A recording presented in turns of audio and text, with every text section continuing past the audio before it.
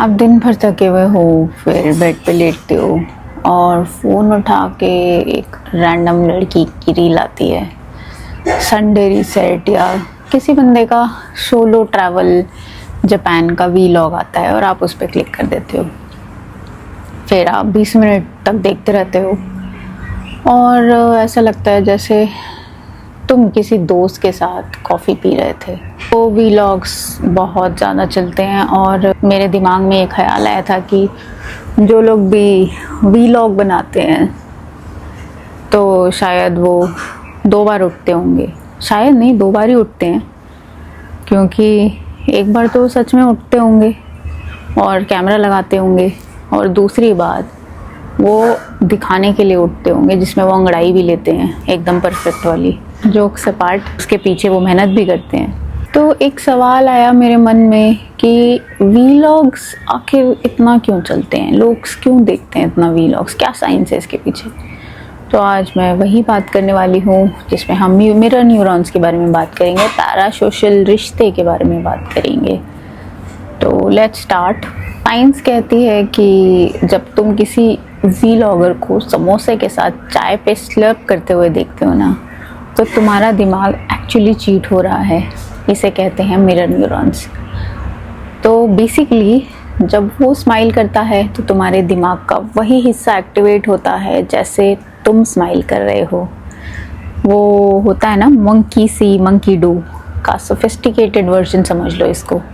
तो अगर vlogger excited है गोवा बीच पे, तो आपके मूड में भी थोड़ी सी वेव आ जाती है और लिटरली आपने उसके लिए कोई पैसा खर्च नहीं किया, आप कोई पानी में नहीं गए। फॉर एग्जाम्पल, आपका मूड किसी दिन ऑफ है और आप किसी एनर्जेटिक क्रिएटर का वीडियो देखते हो और 5 मिनट बाद आपको थोड़ा सा बेटर फील होने लगता है। तो ये मैजिक नहीं है, ये बस आपकी बायोलॉजी है। लेकिन सबसे क्रेजी चीज़ है पैरासोशल रिलेशनशिप। हिंदी में इसको कहते हैं एक तरफा यारी, क्योंकि हमें लगता है कि हम किसी लाइफस्टाइल ब्लॉगर को पर्सनली जानते हैं। वो अपना पूरा दिन हमें दिखाता है, वो कैमरे में आंखों में आंखें डाल के बात करता है, वो शेयर करते हैं आज बहुत सैड फील हो रहा है। एकदम ऐसा लगता है कि वो बिल्कुल अपनी दिल की बात खोल के रख रहे हैं। तो हमारे दिमाग के लिए ये इंटीमेसी का सिग्नल है। वो बंदा तुमसे 10,000 किलोमीटर दूर बैठा है, लेकिन तुम्हारे दिमाग की जीपीएस लोकेशन कहती है कि भाई ये तो अपना ही बंदा है। अगर आप कमेंट्स पढ़ोगे तो सच में ऐसा लगेगा कि लोग कितना कनेक्टेड फील करते हैं ऐसे लोगों से जो लोग वीलॉगिंग करते हैं। हालांकि उनका उससे कोई लेना देना नहीं है, वो सिर्फ अपना वही सब काम दिखाते हैं जो शायद आप भी करते होंगे। ब्रश कर रहे हैं, बाल कंघी कर रहे हैं, ऑफिस जा रहे हैं। तो इसमें कुछ स्पेशल नहीं है, बट साइंस। लेकिन एक और रीज़न है और ये रीज़न भी बहुत सॉलिड है और शायद हम इसे रियलाइज़ ही नहीं करते।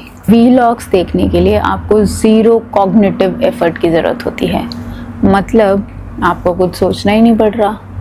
आपकी लाइफ में ऑलरेडी डिसीजन फटीग है, क्या पहनूं, क्या खाऊं, ऑफिस का क्या मेल कैसे रिप्लाई करूं, बच्चों का काम, और हमारे दिमाग की बैटरी ऑलरेडी लो हो ही रहती है। तो अब हमारे सामने 2 ऑप्शंस हैं।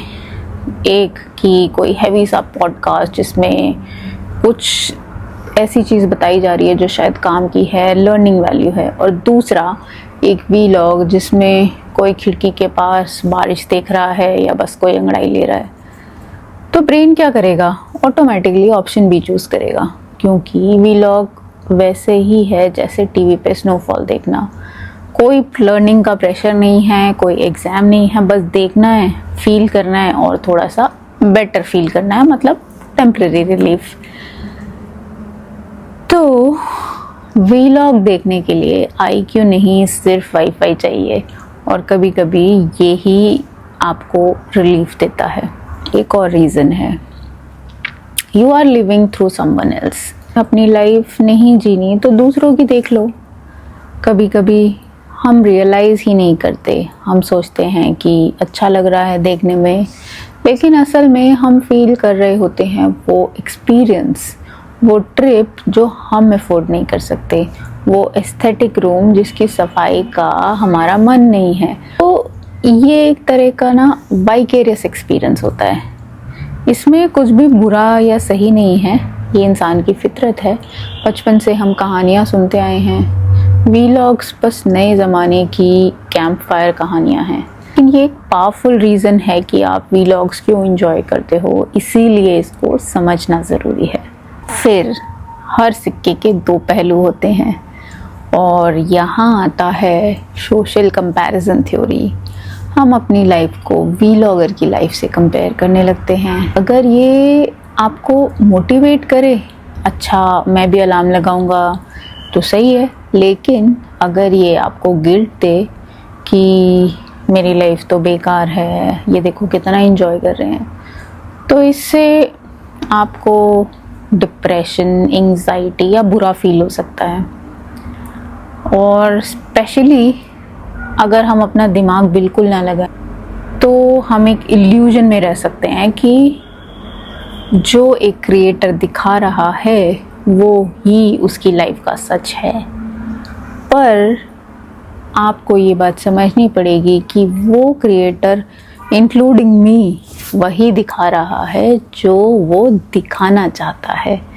क्योंकि एक क्रिएटर जो ऑलरेडी फेमस है यूट्यूब पे, जिसके ऑलरेडी बहुत सारे फॉलोअर्स हैं, उसको ये चीज़ पता है, उसने ये चीज़ सीखी है कि क्या चीज़ काम करती है, क्या चीज़ काम नहीं करती है।